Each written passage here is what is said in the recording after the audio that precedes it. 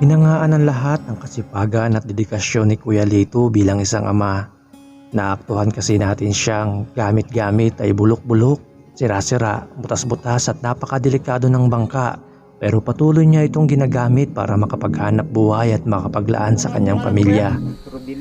Rodilito, ayan, tawagin ka na lang naming Lito. Kuya Lito. Ayan, ito yung bangka mga kabal ni Kuya Lito.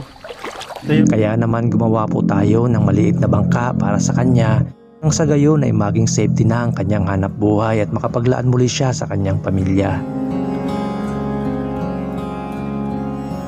4, 5, 6. Sa part 2 po ng bidyong ito ay nagbigay muli ang sponsor sa kanya ng pambili ng paborito niya at pangarap niyang bangka. At ngayon po sa part 3 ay muli tayong magbibigay ng 9,000 para sa kanya galing po sa ating sponsor.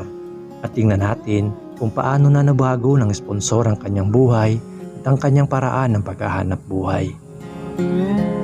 Yun, magandang araw po mga kawal. Dito tayo ngayon sa tabing ano kuya to, ilog, dagat? Ilog. Yung kasama natin si Kuya Lito.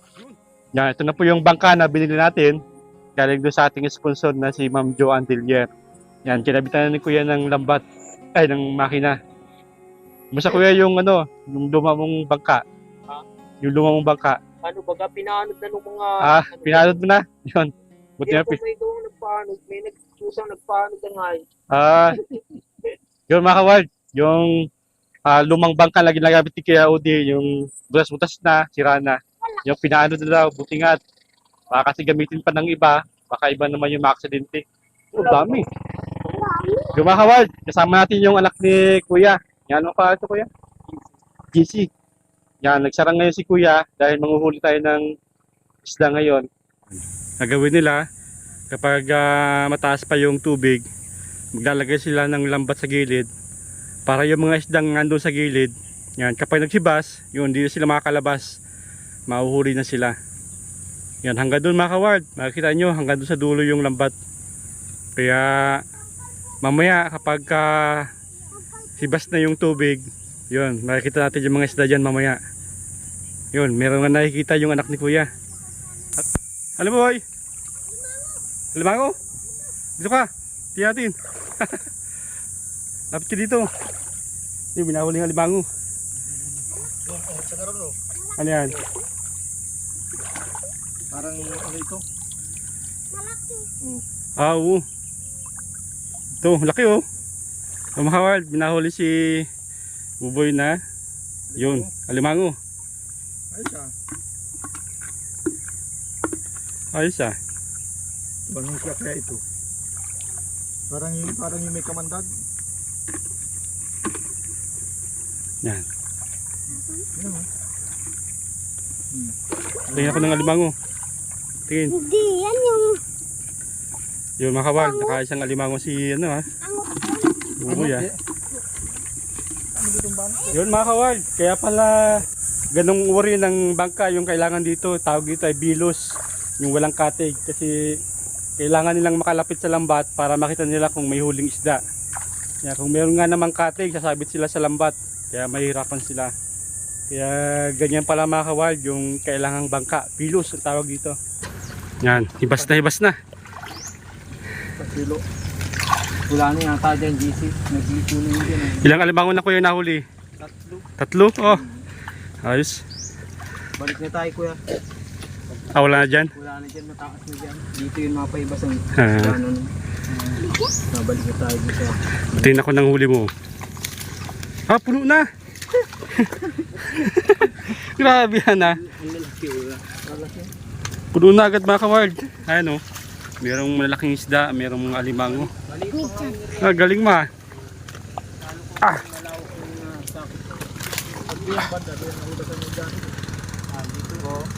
Ano sana, yung malaki ang tubig.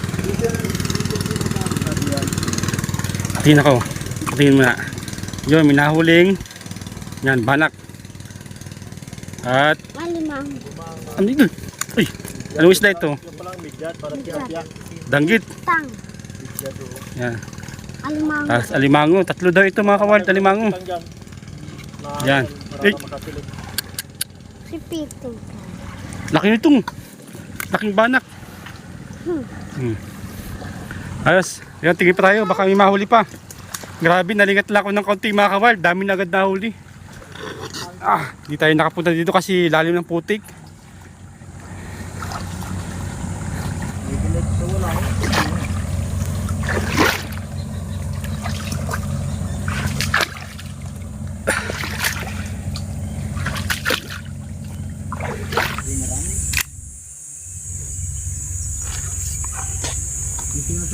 Yun mga kawild, meron tayo nahuli dito sa ibas. Yan, para siyang danggit. Danggit sa tabang. Masilang lang kahit magtrabaho. Ay, kaya talagang pag... Yun. Nahuli na. Magaling na itong kapat ng kanlusyo. Ayan. Laki. Kita mo ron. Dito mo, dito. Kita mo. Tayo sa gilid. Ito pala ang pangagat. Yun. Dito, tatak mo dito. Ibuhos mo dyan, buhos.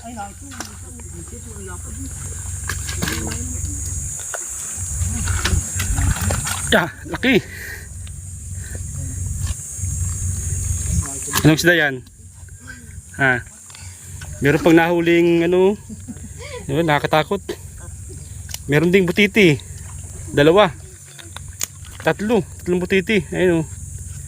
At merong angel fish. Ayos.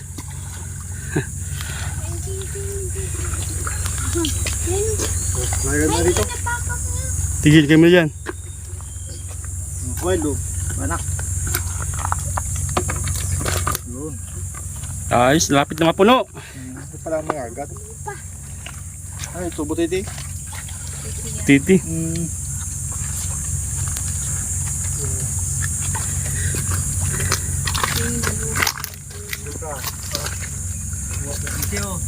Yun. Ito pala GC, malapad na midget.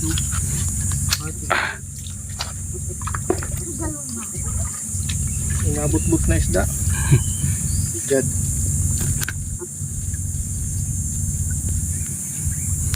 Yan. Mga isda sa putik.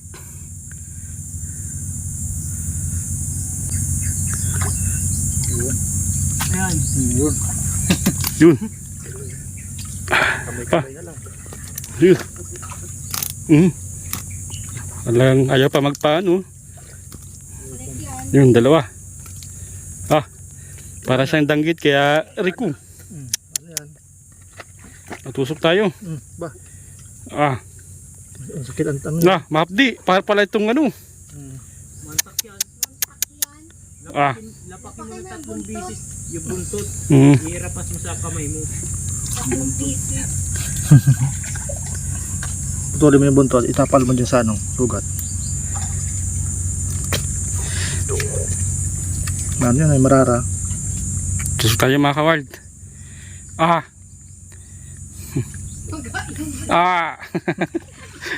Mahapdi pala yun Kalamansi sana no? Talaga yan. Ayos na. Dali na ako yan. Parang lalagsin tayo dito mamaya.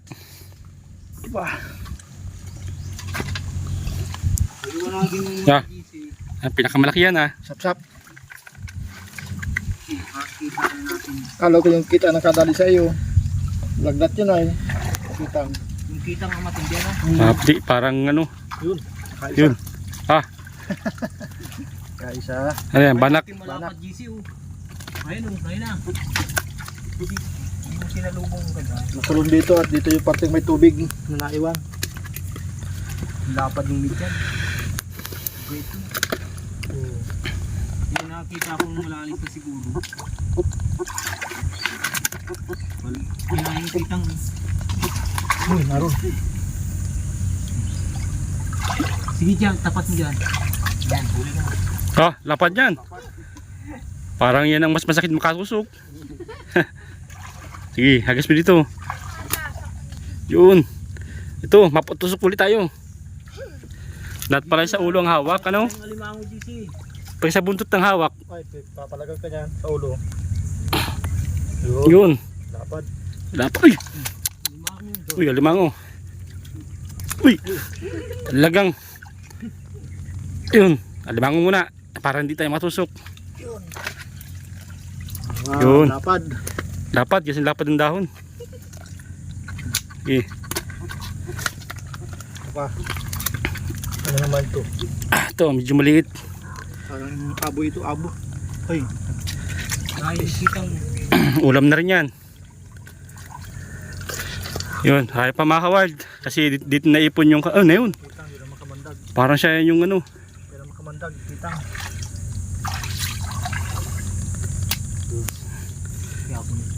Baklase naman to mga ka-wild. Parang ang ganda dito pang aquarium.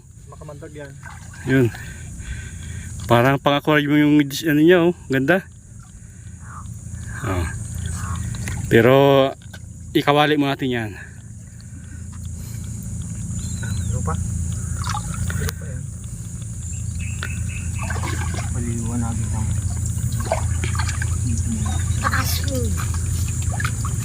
Hindi nakikita pag labo.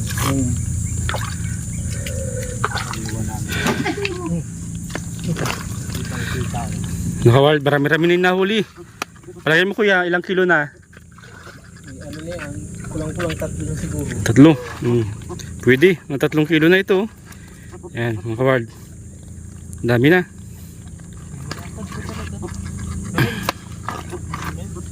Puno na yun. Kita ba na yun?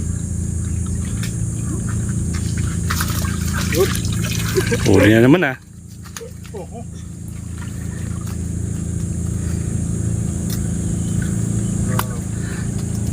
Yun, parang mixing balak ito ah. Ay, no. Yun, klase naman to.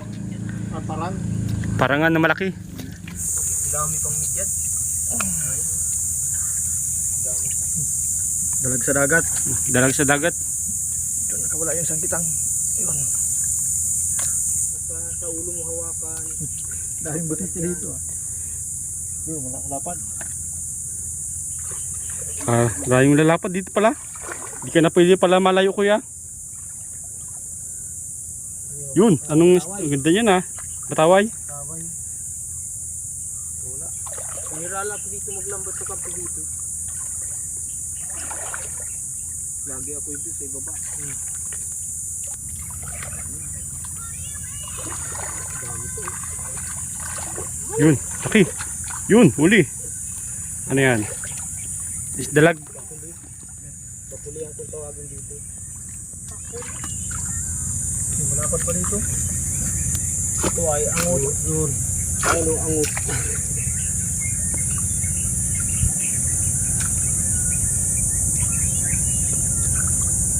Ito yun, nakawala sa ano punta. Tuyo naman. Yun lang. Masok mo ba tayo?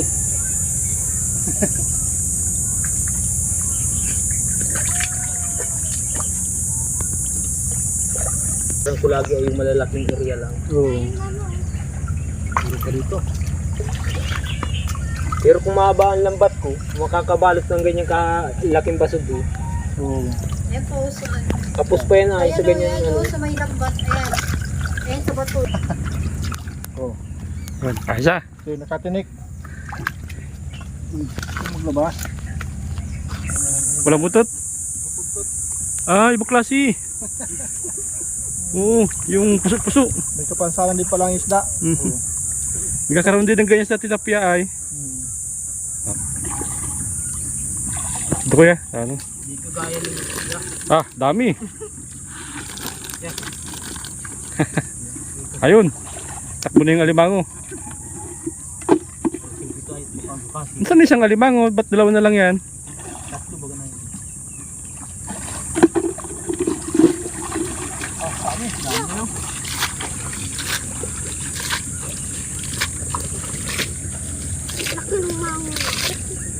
Great sa akin lagayan. Wala nga, sabit na sa bahay. Wala mamaya.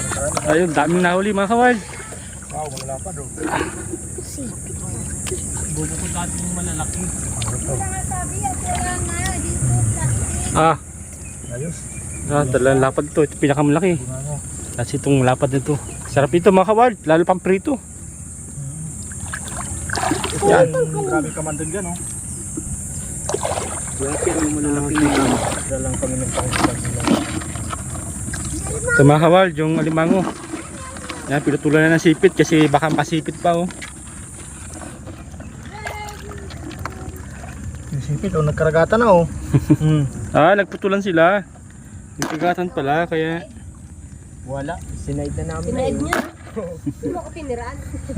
Huli ka ay. Nahuli. parang makabot pa kayo ate ah. Kasi sunod agahan namin. Yan, laki niyan. Yan yung nakita ko parang tilapia. Ay, parang tilapia eh. Ay, putik-putik tayo mga kawal kasi malusak yung pinulihan ni Kuya ng isda. Kaya yun, di maiwasan na Malusakan. so, pag ano tayo maglusak. Halos isang timba mga kawal yung nahuli. Ano, sari-saring isda. Yan. Napakarami. Dami. Halos nagsimulat kami manghuli ay isang oras. Alas 8 kami nagsimula. Alas 9 tapos na. Yan, isang oras lang mga kawal, isang timbang isda agad ang nahuli.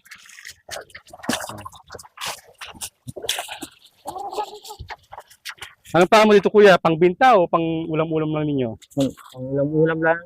Pang ulam-ulam. Kaya, ano ko sa tiya sa inyo, bibigay ko muna. Yung mga kawal, bibigyan pa tayo ni kuya. Yan. Bagay. Malaking Marami din kayo sa inyo ay pang ulam-ulam muna. Yan yung kuya, anak mo kuya? Ano, siyam. Siyam. Yun, Siyam yung anak ni kuya mga kawal. Pag ilan ito si JC? Pang ilan yan kuya? Hindi ko na nga tanda. Hindi yung tandaan yun mga kawal. Pangilan na nga yung Gris na, limot na sa. Kaya maraming salamat dito kay Ma'am Joan Dillier na nagpabili ng bangka ni kuya, yung gamit na gamit ni kuya para sa pang-araw-araw ng pamilya ni kuya dito. Yun. Yan, salamat po Ma'am Joan. At hindi lang ito mga kawal, yung pinadala ni Ma'am Joan Dillier, nagpadala uli siya yung Ma'am Joan ng cash para kay kuya dito. Yun. Ito kuya.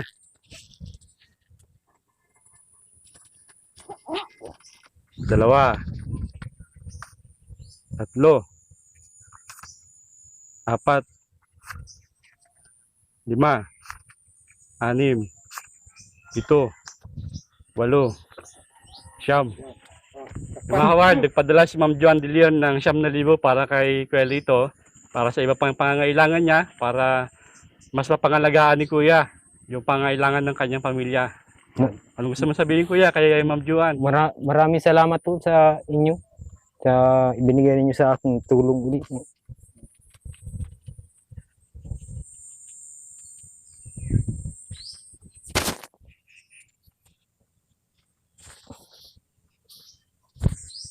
Anong plano mong mabili ulit? Anong plano mo dyan Kuya sa pirang yan? Plano ko po sana lambat ulit. Dadagdagan mo ulit lambat mo para mas maraming mahuli. Para mas maraming mahuli. Yan. Maraming salamat sa inyo mga kuya. Ayos. Nahigitan pa yan yung kay Ate Mercy. Kayo ang parang naging kapatid ko na ay. Kaya dasal-dasal ko na sabi ko sana marami akong mahulit parang mabigyan ko nga kayo ng isda. Yung mga kawal, nagpadala daw yung kapatid ni Kuya galing sa abroad.